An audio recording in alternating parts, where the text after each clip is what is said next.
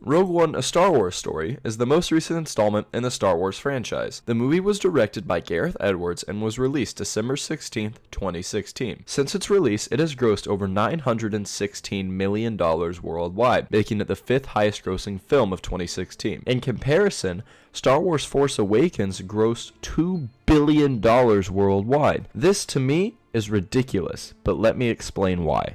Let me just start off by saying Rogue One is easily one of the best movies I've watched to date. I thoroughly enjoyed the entire movie. I have few gripes with it. A lot of it's very nitpicky, but to some fans or some people that want to go see the movie, it might be a bigger deal. So let's dive right into it. We'll start off with the good sides of the movie and things I've enjoyed, and then we'll dive into what I didn't like so much about the movie. Starting off with the pros, one of the big selling points of this movie was its darker tone.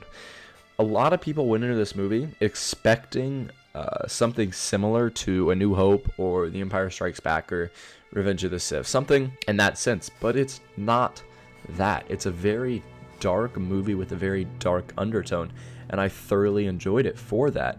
Without giving away any spoilers, I'll try to explain this as best as I can. So the rebellion in the movie, first off, is tasked with an impossible mission that no one should ever be able to complete, and that gives it the dark undertone just right off the bat. But when it really sells it is early on in the movie, there's a point where one of the main characters kills somebody that you wouldn't expect him to kill, just without any hesitation, without any remorse. He just kills him. And this shows a darker side to the rebellion, that it isn't all goody good, and sometimes you have to do things you normally wouldn't in order to succeed. And I think that's a really strong selling point of this movie. Another thing that I actually really enjoyed with the movie that other people might not have liked so much is the introduction of a new cast with extremely minimal, no spoilers, extremely minimal character reintroduction, like characters from A New Hope. The movie gave us an entire new cast consisting of Felicity Jones, Diego Luna, Donnie Yen, and Forrest Whitaker, and so many other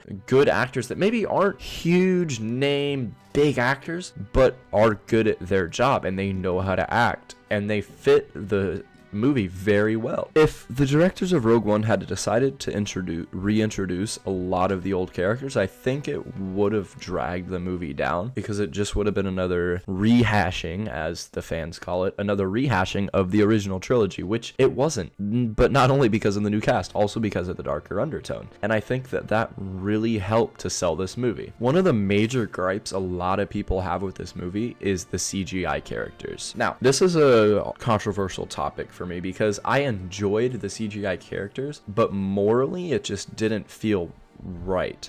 They used a character that's been dead for some 30 odd years, and he looked good. I'm not going to name who it was, because some people might not have even spotted that the character was CGI, because it was that good. It's very clear they put a ton of time into the CGI in the movie to make it look as realistic as possible, and I think they did a really good job of it. However, I just don't know how I feel about movies using dead people in order to propel a story. That's about it though. However, I have a lot of gripes with what some of the negative critics have been saying. Several critics have said that the movie is too serious and doesn't keep the tone of a Star Wars movie, yet that's what sets this apart from the 7 other Star Wars movies that have kept the same feeling going and the same not as serious tone. This movie is a complete change from what Star Wars usually does, and it is amazing doing it. And then people complain that it's the fact that it's a war movie, yet that's the whole point of the movie, is that it's a war movie. It's not following your usual story. It's giving you a boots on the ground look